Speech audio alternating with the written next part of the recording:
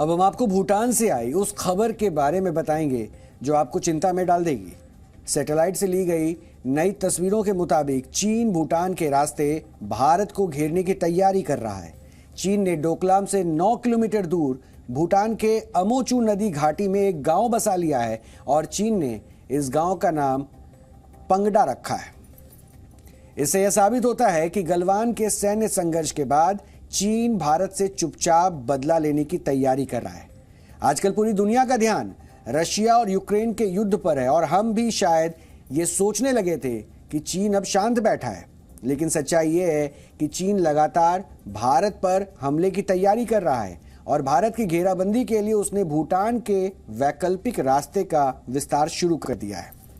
दावा है कि भूटान की अमोचू घाटी में चीन की सेना द्वारा जो गांव विकसित किया गया है उसकी पहली बार तस्वीरें नवंबर 2020 में आई थी और तब तो ये गांव पूरी तरह से आबाद हो गया। ये अब जो ये तस्वीरें दावे किए जा रहे हैं कि अब ये गांव पूरी तरीके से आबाद हो चुका है और यहाँ लगभग हर घर के आगे गाड़ियां भी दिखाई दे रही हैं और इस गांव के पास ही ऑल वेदर रोड भी है जो चीन ने भूटान की जमीन पर कब्जा करके बनाई है। ये रोड तेज बहाव वाली अमोचू नदी के किनारे है जो भूटान की सीमा के 10 किलोमीटर अंदर है। डोकलाम वही जगह है जहां साल 2017 में चीन और भारतीय सेना का आमना सामना हुआ था। चीन की जमीन वाली भूख लगातार बढ़ती जा रही है और भारत को आज इसलिए चिंतित होने की जरूरत है क्योंकि भूटान के जिस इलाके में चीन द्वारा इस गांव को बसाने का दावा किया जा रहा है वो जगह चीन के कब्जे वाले इलाके से करीब 30 किलोमीटर दूर दक्षिण में है। इस इलाके पर चीन ने पिछले साल कब्जा किया था और इसकी वजह से सिक्किम में भी भारतीय सुरक्षा बलों की चिंता बढ़ गई है और ऐसा माना जा रहा है कि इस निर्माण का भारत पर असर पड़ना तय है क्योंकि इससे चीन की सेना रणनीतिक तौर पर अहम डोकलाम पठार तक आसानी से पहुंच सकती है। इसके अलावा इसे चीन भारत के संवेदनशील सिलीगुड़ी कॉरिडोर तक भी आसानी से पहुंच बना सकता है और ये बात कितनी गंभीर है इसका अंदाजा आप इसी बात से लगा सकते हैं कि सिलीगुड़ी कॉरिडोर पूर्वोत्तर के राज्यों को बाकी देश से जोड़ता है और आज इस पर भारत के विदेश मंत्रालय ने भी प्रतिक्रिया दी है। पहले आपको वो सुनाते हैं। Siddhant, you raised the issue of Doklam. Look, I don't want to get into commenting on media reports. I don't even know accuracy, etc. But let me make a broader point, particularly in context of Doklam. Please be assured the government keeps a constant watch on all developments having a bearing on India's security and takes all necessary measures to safeguard the same. I'll make that as a general comment. आपको भी यही कहूँगा। जो भी इस तरह के कोई डेवलपमेंट हो आश्वस्त रहें कि भारत सरकार अपनी देश की सुरक्षा के प्रभावित करने वाली कोई भी ऐसी डेवलपमेंट्स में निरंतर नजर बनाए रखता है और सुरक्षा के लिए जो भी आवश्यक कदम है वो लेगा। साल 2017 में भारतीय सेना ने चीन की सेना को डोकलाम में मौजूद झांपेरी रिज पर पहुंचने से रोक दिया था, लेकिन चीन अब वैकल्पिक रास्ते से यहां पहुंचने की कोशिश कर रहा है और बड़ी बात यह है कि चीन भूटान की जमीन के टुकड़े टुकड़े कर रहा है और भूटान इसे रोक भी नहीं पा रहा है। संक्षेप में कहें तो चीन भूटान के कुछ इलाकों में गांव, सड़कों और सिक्योरिटी इंस्टॉलेशन का निर्माण करके भारत के खिलाफ अपनी सैन्य क्षमता को मजबूत कर रहा है। भूटान के मोर्चे पर यह घटना ऐसे समय में हुई है जब भारत और चीन के बीच पूर्वी मोर्चे पर लद्दाख में तनाव कम करने के लिए 16 राउंड की बातचीत हो चुकी है। हालांकि इसके बाद भी कोई नतीजा नहीं निकल पाया। इससे पहले मई महीने में यह खबर आई थी कि चीन ने पूर्वी लद्दाख में पेंगोंग झील के पार एक नए पुल का निर्माण शुरू कर दिया और यह पुल इस बात को ध्यान में रखते हुए बनाया जा रहा है कि यहां से बख्तरबंद गाड़ियां और चीन की सेना के ट्रक हथियार लेकर आसानी से गुजर सकें। यानी यह पुल आकार में बड़ा है और इसे खासतौर पर सेना की मदद के लिए बनाया जा रहा है। इसके अलावा कुछ मीडिया रिपोर्ट्स में यह बताया गया है कि चीन ने तिब्बत सीमा के पास 624 नए गांव बसा लिए हैं और इन गांवों में चीन की सेना की पोस्ट भी बनाई जा रही है। इसके अलावा चीन सीमा के पास चौड़ी सड़कें बनाने में भी तेजी से काम कर रहा है।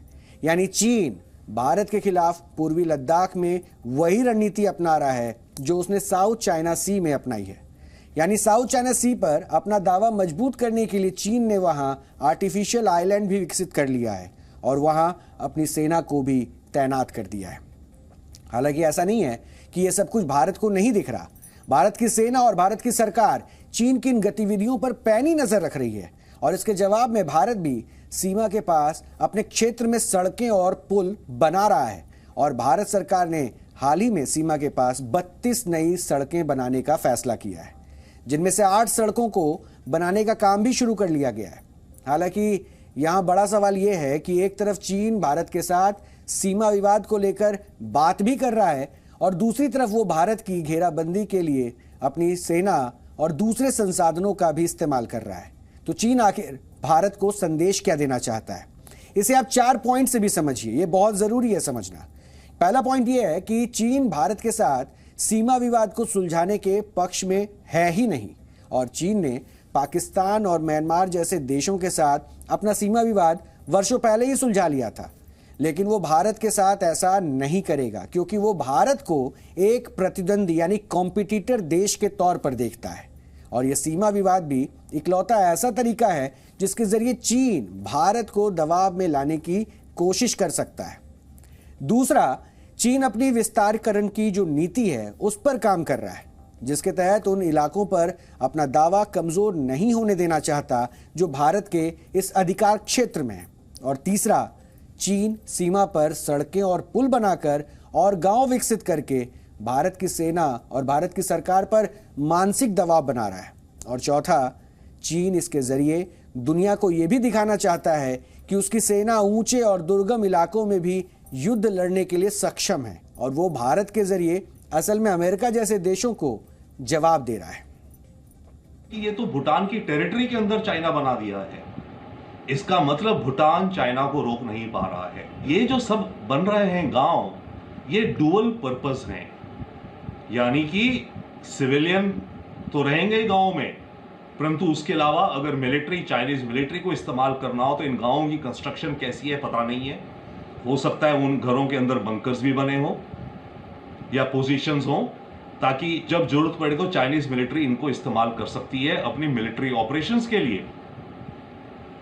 और इस गांव के साथ ये जो आई है खबर, एक ऑल वेदर रोड जो कि किसी भी मौसम में रोड इस्तेमाल करी जा सकती है वो भी बन गई है।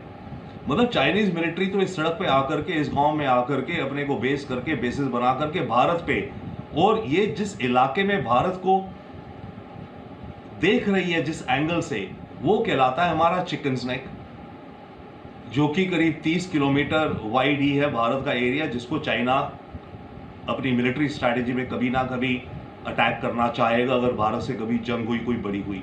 तो ये अलग अलग डायमेंशन से बहुत ही चिंताजनक खबर है ये जो इस समय आ रही है।